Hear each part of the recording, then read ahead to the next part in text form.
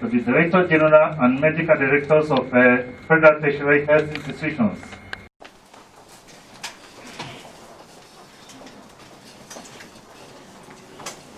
Foreign Minister, sir, to cover this special event and take it home.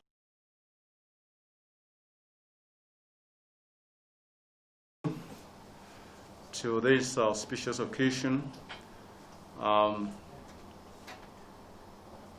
think on occasion of some not too pleasant experience in the past, we decided that this time around, as much as possible, we will be handing over letters to CEOs of agencies and centers, so that there will not be room for any controversy as to who was duly appointed and duly given the letter of appointment. Let me congratulate those of you that are here today and will be receiving letters of appointment. All of us, whether as ministers or heads of agencies, we are appointees of the President, Commander-in-Chief of the Armed Forces of the Federal Republic of Nigeria. So we are all here through the grace of God and the benevolence of Mr. President. And after going through the process, and Mr. President has appointed, then we just do the job of messengers and hand over the appointment letters as duly made by Mr. President. On a personal note, you see, what has always guided me in my public service so far, from 1999, by the grace of God, as Speaker in Lagos, and which I have put across to anybody and everybody, I repeat, to anybody and everybody who cares to listen to me, is that I am in this position does not make me the best.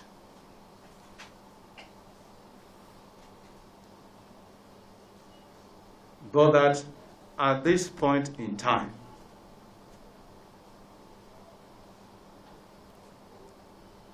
this position that I occupy is only because I am the most privileged and the most favored as of now,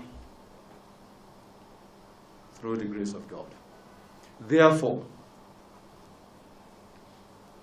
the least I owe to everyone around me and to the larger society out there is to do my best. And in so doing, I will not be perfect, because perfection belongs to God. That is my personal approach, and that's what I'm commending to all of you. And none of us will be where we are forever. I always remind people that a whole lifetime of 70 years is transient. Not to talk of office that is 4 years or 8 years. It's transient. So the question that everyone should ask himself or herself is, how do I want to be remembered for when I'm no longer there?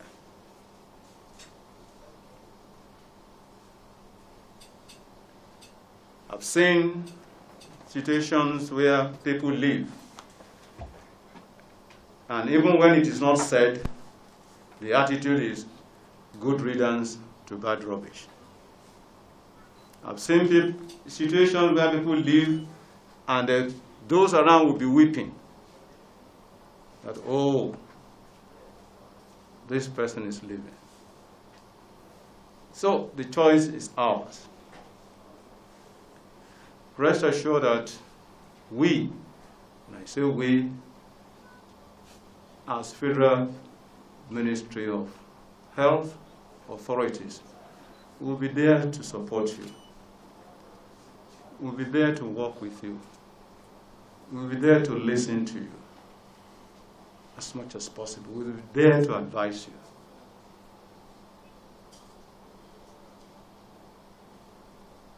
But you are the ones on ground. You are the ones who know what exactly is going on. We get bombarded, all sorts of things coming into us. Unfortunately, COVID-19 has limited us.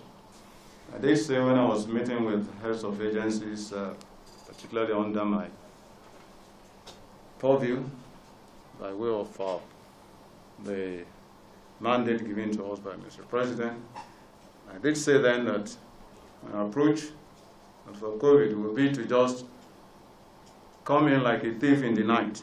I want to see what is going on. I don't want razzmatazz. I've seen situations where some centers, when they know that the minister is coming, they will start painting and all that. No. I'd rather see people in their ground state. Well, that is not to say that that decision has been aborted. It's not aborted. We still have about 3 years ahead. By the grace of God, we are still here. I will still want to do that. We just pop in. I don't need to see the CEO. I don't need it. It's the center of the agency that I want to see what is going on there. So, once again, I want to congratulate all of you that will be receiving your letters of appointment. For some, it's reappointment. So, for those who are having letters of reappointment, congratulations. It only means that reasonably, in your first coming, you've done well to merit being reappointed. For those of you coming in for the first time, I also say congratulations. Work hard so that you will also merit Mr. President's reappointment, into the position again. So, and through you, I want to also say congratulations to your families, particularly your immediate families. Is it because this job, this assignment is a thankless one? And you're working. The tendency is that you may even forget that you have a family. And I always remind people that your family is your first line of defense. When it is all over, that is the fallback. So don't ever forget your families, please, no matter what happens. Because your first line of defense.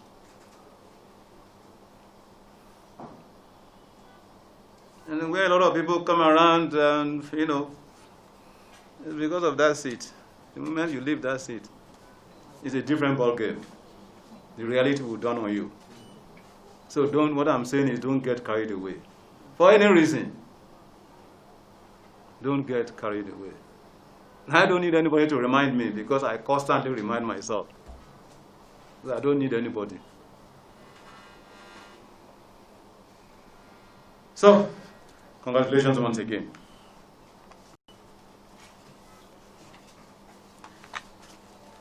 Yes, all these letters, like I have made it clear, they are appointments by Mr. President. But the letter conveying that appointment is signed by me. Okay? On the authority of Mr. President. So, and that's why I oversee what is going on in this various centers. So the first here is the appointments, is the renewal of your appointment as Director General and Chief Executive Officer, Nigerian Institute of Medical Research, Yaba, Lagos. And this is for Professor Babatunde Lawal Salako.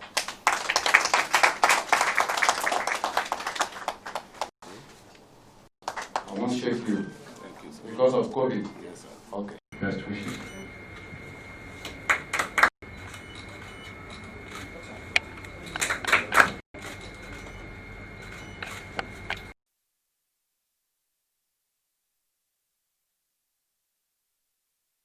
Contribution from FMCs, as some of them we just gave appointment letter to their heads minutes ago. Well, you know, FMCs, by their nature, they are tertiary centers. That is, they manage, or they are supposed to manage complicated, health issues. They're almost at par with the teaching hospitals. And that's one of the reasons why they are set up, so that referrals can be made to them from the general hospitals, from the lower centers, even from the primary health centers, and depending on how bad the case is. And I can tell you that so far so good. They have been playing that role significantly well. Of course, based on what is available to them. I just told you that before I came into this particular program, I was on online commissioning meeting, as it were. The FMC Umua here, there is this PPP project being commissioned today, midwifed by the Sovereign Wealth, Investment Authority. So that is why we want to ensure that they are well equipped. You see, because in patient management, I've always argued that for me, the most important aspect of patient management is diagnosis. You can't treat what you don't know. And when you assess your patient as a clinician, you can make your clinical diagnosis based on history, based on examination. But oftentimes, you may need to go beyond that and do what we call laboratory diagnosis. Through laboratory investigation, through radio diagnostic investigation, X-ray, MRI, name it. You need this as additional tool for you to be able to make very, very accurate diagnosis. And that will now enable you to do proper and effective treatment of your patient. So it's in that regard that our federal medical centers, they are doing their best. And of course, don't forget, just a few weeks back, FMC Kefi separated conjoined twins. That is not a mean achievement by any standard. It's a great one. And we even the FMC I think it was Sokoto or so also did the same. And we need to showcase these things. So that tells you the competence that is available, the ability of our doctors in these federal medical centers. So all over the place, go to FMC, Butemeta, Lagos, go to FMC in Abeokuta.